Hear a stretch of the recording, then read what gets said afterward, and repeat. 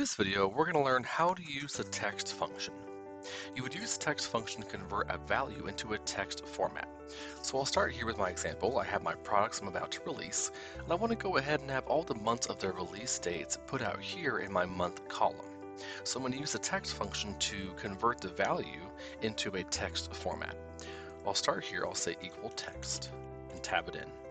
Two arguments here. I have my value and format text. Value is the data I want to go ahead and format. Format text is what format that text is going to be put into. So I'll choose the value here, comma, and then format text means do I want to have the date extracted into a text format, the month, the year. I'm going to go ahead and do the month here. So I'll put it in quotes and then 4 M's for that full month to be formatted out here. Close it out. Push enter, and here we have the text function in action.